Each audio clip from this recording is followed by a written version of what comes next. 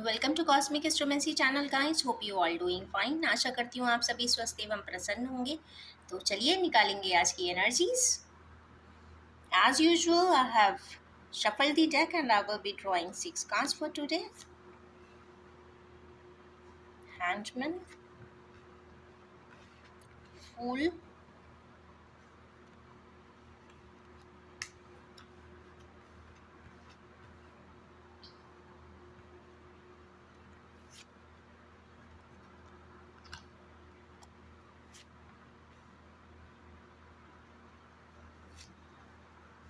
Okay, wonderful. चलिए अब इनको क्लैरिफाई भी करते हैं। स्टार्टिंग हुई है हैंगमैन से और एंड हुआ है 6 ऑफ पेंटिकल्स पे। तो हैंगमैन ये बेसिकली हायर ऑक्टेव होता है मरकरी का। स्प्लिट यूनियन को भी ये डिनोट करता है। और कई बार ऐसा होता है कि आप ज़रूरत से ज़्यादा परेशानियाँ, इमोशनल टर्बुलेंस अगर जीते हैं, एक के बाद एक वही रिपीटेड साइकिल बार बार आ जाती है, चाहते ना चाहते हुए। इस पे किसी का बस नहीं होता। बार बार घूम फिर कर बैक टू स्क्वायर वन हो जाते हैं। बैक टू स्क्वायर वन वही इमोशंस हो जाते हैं। बैक टू स्क्वायर वन वही पर्सन ज़िंदगी में लौटने लग जाती हैं। ये बाय डिफ़ॉल्ट नहीं है, ये कहीं ना कहीं कर्मा डायनामिक्स में से आता है। कहीं ना कहीं पास्ट लाइफ की चीज़ें जब कनेक्ट कंप्लीट नहीं हो पाती हैं तो रिकनेक्ट एंड कनेक्ट ज़रूर करती हैं, एक कनेक्शन बनाने की कोशिश करती हैं। फिर एक समय ऐसा आता है कि इंसान उस हैंग्ड पोजीशन में आ जाता है कि अब क्या करूं। तो फिर वो और उसको मनन करता है, बहुत गूढ़ता से जानने की कोशिश करता है कि आखिर ऐसा है क्यों। फिर उसके क्या होते हैं, परसेप्शंस ही चेंज होने लग जाते हैं। उस पर्सन, उस सिनेरियो, उस सिचुएशन के लिए जो उसके कई बार उसी से नफरत करता होता है, तो उसको सोच लेता है कि चलो ठीक है, जैसा भी है, it is their part, now I have to perform my own part. कहीं ना कहीं वो जो निगेशन है टर्न अप होकर पॉजिटिव एप्टीट्यूड में आ जाता है। और जो कन्वर्जन होता है, अगर प्रैक्टिकल एंड रैशनली देखें तो उतना मटीरियली पर्सन नहीं करेगा, बट अगर हैंगमैन की पोजीशन में कॉन्टिन्यूसली रहता है तो वो ज़रूर एक दिन कर लेता है, या इसे समझौता भी कह सकते हैं। पर ये समझौता ना होकर ये हायर ऑक्टेव ऑफ मरकरी हो जाता है। हायर इंटेलिजेंस या हायर ऑक्टेव ऑफ इंटेलिजेंस कुछ समय, time, space and energy, past life की कनेक्टेड रिसरेक्शंस मिलकर कुछ ना कुछ परसेप्शंस ही चेंज कर देती हैं। तो चलिए हमारे किन व्यूअर्स के लिए हैंगमैन आया है तो देखते हैं। जो जगल कर रहे थे किन्हीं दो में से एक सिचुएशन में, तो उनका ये जगल उस सिचुएशन पे, उस सिनेरियोज पे, उस एनवायरनमेंट पे कंप्लीट चेंज सिनेरियो होता हुआ दिखाई दे रहा है। अगर उन्हें हाफ फिल्ड ग्लास दिखता था तो अब उन्हें हाफ अनफिल्ड ग्लास दिखेगा। और अगर पहले अनफिल्ड ग्लास दिखता था तो अब उन्हें हाफ फिल्ड ग्लास दिख जाएगा। तो it is all about perception की उसी चीज़ में से, उसी सिनेरियो को अपराइट करके देखते हैं, इन्वर्टेड करके देखते हैं, और उसको जब तक वो एक बैलेंस में नहीं आ जाता उसका परसेप्शन वो चेंज कर लेते हैं। तो ये हायर ऑक्टेव ऑफ मरकरी की बात है, तो नेपच्यूनल एनर्जी की ही यहाँ पे बात हो रही है। नेक्स्ट कार्ड आया है फूल का। तो खुश हो जाइए हमारे व्यूअर्स, कोई new life, new setup, new Horizons की बात हो रही है। चलिए देखते हैं कहाँ जा रहे हैं। एज ए पर्सन जो डिस्टेंस पे हैं अपने काउंटर पार्ट से, या फिर अपनी फैमिली से, अपने नेटिव प्लेस से, सिटी का डिफरेंस हो सकता है, स्टेट का डिफरेंस हो सकता है, कंट्री का भी डिफरेंस हो सकता है। और ख़ास बात यह है कि यह एक वैंड को पकड़े हैं, पैशनेटली पकड़े हुए दिखाई दे रहे हैं। मीन्स उस सपोर्ट सिस्टम को वो छोड़ना नहीं चाहते। बेसिकली ये ट्विन फ्लेमर्स की भी एनर्जी है, तो कहीं ना कहीं ये एक इंट्रोस्पेक्शन की एनर्जी है, ऑब्जर्वेशन की एनर्जी है, अचीवमेंट के बाद कॉन्टेम्पलेशन की भी एनर्जी इसी को ही कहते हैं। तो ऐसे हमारे व्यूअर्स जो अभी तक बहुत ज़्यादा कॉन्टेम्पलेट कर रहे थे, कहीं ना कहीं न्यूज़ होराइजन पे जाने वाले हैं या फिर जा चुके हैं। नेक्स्ट है coconut king, as usual practical, meticulous and strict. क्यों आए हैं, चलिए देखते हैं। वो अपने पास टाइज को कंप्लीट करने आए हैं।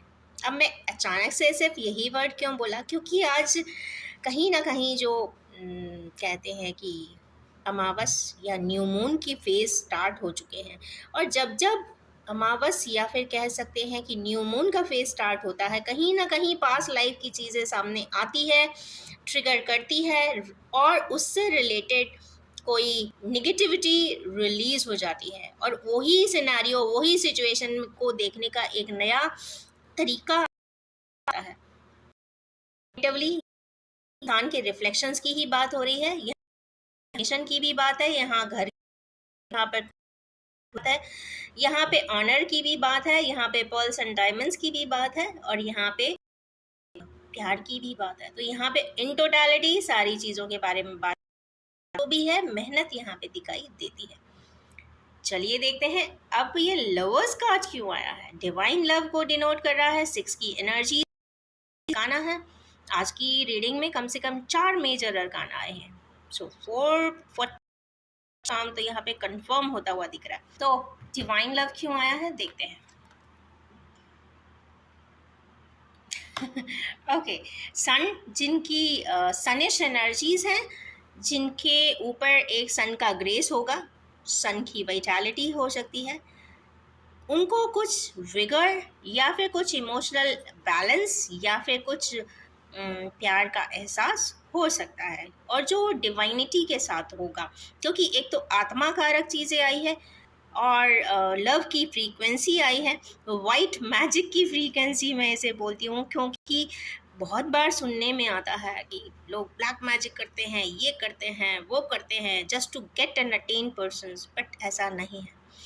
या फिर किसी बहुत की एनर्जीज जो 999 फ्रीक्वेंसी की आई है, आत्मा से आई है, तो कहीं ना कहीं कभी ना कभी किसी ना किसी सिनेरियो में, टाइम स्पेस एनर्जी में वो रिफ्लेक्ट भी होती है, वो सत्य प्रूव भी करती है, और कहीं ना कहीं वो एक अलग ही मुकाम हासिल कर ही लेती है।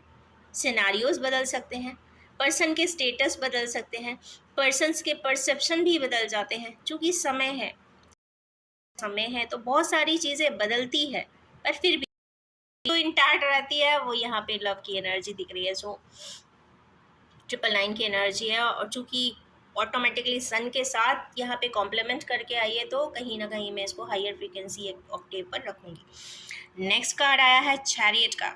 हाईएस्ट मूवमेंट मीन्स कैंसेरियंस के लिए ये बहुत इंपॉर्टेंट कार्ड है। आज या बहुत जल्दी ही, बहुत क्विकली, हो सकता है कल ही, क्योंकि कल मंडे है, मून का ही डे है, सॉरी कैंसेरियंस का ही डे है, तो कहीं ना कहीं कोई स्टेप ईस्ट एंड वेस्ट या दो अलग डिफरेंट एडजस्ट के लिए होता हुआ भी दिखाई दे रहा है। कुछ मीटिंग की दिखाई दे रही है, कुछ कोऑर्डिनेट करती हुई भी बातें दिखाई दे रही हैं, पर यहाँ पे बहुत सारी चीज़ें हैं जो यहाँ पे ये डिनोट कर रहा है। हो सकता है किसी से मीटिंग हो जाए, हो सकता है किसी से कोऑर्डिनेटिंग मीटिंग हो जाए, किसी से एक काउंसलिंग ले ली जाए, कुछ भी इस प्रकार का हो सकता है। लास्ट कार्ड आया है 6 ऑफ पेंटिकल्स। अगेन यहाँ पे चैरिटी की बात हो रही है। अगेन मैं कहूँगी कि इंसान अपना कर्मास को वो बैलेंस करता है, अच्छे कर्मों से करता है, डोनेशन दे के करता है, चैरिटी से करता है, और जो उसके पास सेल्फलेसली या जो उसके पास सरप्लस है उसको वो देकर करता है। आर्ट ऑफ गिविंग भी इसको बोलते हैं, और जिसके पास आर्ट ऑफ गिविंग है तो यस, वो दुनिया में सबसे ज़्यादा रिचेस्ट इंसान तो ज़रूर है। तो चलिए ये किन के लिए आए हैं देखते हैं। जिनकी कंप्लीट फैमिली है, जिनको ऐसा लगता है बहुत कुछ किया हुआ है, उनकी सब कंप्लीट है, उनके बच्चे हैं, उनके बच्चे वेल टू डू कर रहे हैं, बहुत एस्टैब्लिश्ड हैं, तो उन्हें यहाँ पे डिनोट होता हुआ दिख रहा है कि हाँ यस, उन्हें चैरिटी करना चाहिए। सबसे पहले सेट के लिए निकालते हैं ट्रुथ।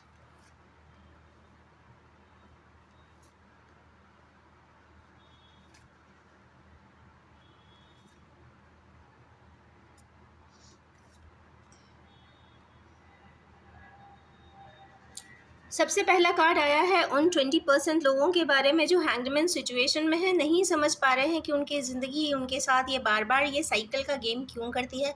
शायद वो इसलिए कर रही है कि वो कुछ सत्य बताना चाहती है। कुछ ना कुछ सच सामने आता हुआ दिखाई दे रहा है। ट्रुथ का एग्ज़ैक्ट कार्ड है। 20% लोगों को ज़रूर या 20% सच ज़रूर सामने ज़रूर आएगा।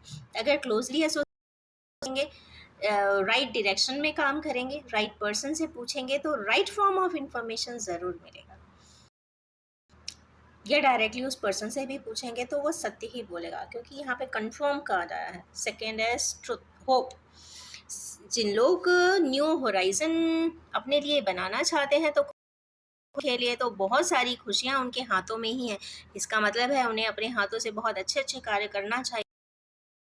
ज़रूर रेडियंस से कंप्लीट हो जाएंगे, रिवार्डिंग भी हो जाएंगे, क्योंकि यहाँ पे 17 की एनर्जी आई है और 17 ना कहीं हार्ड वर्क एंड कमिटमेंट को शो करता है। तो यस, हार्ड वर्क करते रहिए, कमिटमेंट देते रहिए, automatically hands will be filled.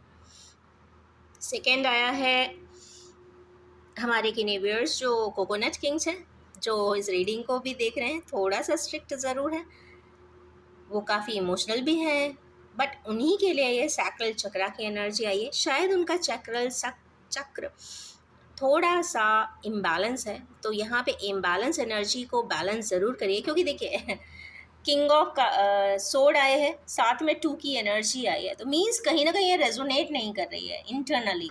तो यहाँ पे ये बैलेंस करने की ज़रूरत है, क्योंकि ये बैलेंस जब करेंगे तभी इनको क्या प्राप्त होगा, सृजन की शक्ति या सृजन करने की एक कॉन्सेप्ट इनको ज़रूर मिलेगी। शायद वो उस सृजन को करने के लिए ही इस धरती पे आए होंगे, तो उन्हें वो टास्क करना ही पड़ेगा।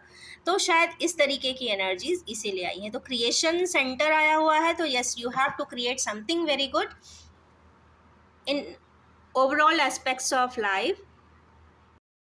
Next is disconnect and boredom. तो हमारे किनेवियर्स 4 की एनर्जी है, जिनको कहीं ना कहीं बोर हो रहे हैं, डिस्कनेक्टेड फील कर रहे हैं, जहाँ तारतम्य बनाना चाहते हैं वहाँ बना नहीं पा रहे हैं, तो उनको हो सकता है बोरिंग फील हो सकता है। तो yes, they can go ahead for some sort of tools and trips and बस रीमोटिवेट कर लीजिए अपने आप को और आगे प्रोसेस ज़रूर कीजिए।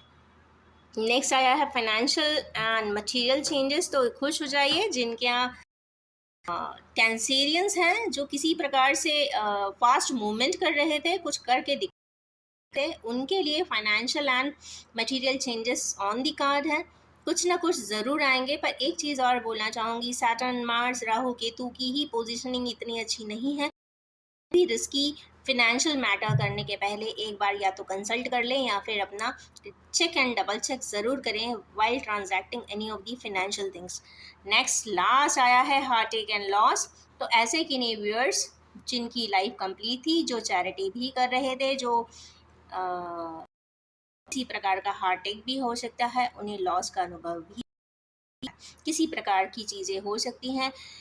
उन्हें लगेगा कि हम तो बहुत कुछ किया था, कर उन्हें एहसास हो सकता है। इसके बाद बॉटम ऑफ द डेक है, यहाँ पे ट्विन फ्लेम एनर्जी है, कंप्लीशन की एनर्जी है, फैमिलिटी की एनर्जी है। फुल सी एनर्जीज के साथ मैं एंड करना चाहूँगी और ये भी बताना चाहूँगी कि ये जनरल कलेक्टिव टाइम की रीडिंग है। जब भी आपके सामने आएगी कुछ ना कुछ रेजोनेट ज़रूर कर देने वाली है। Wish you all have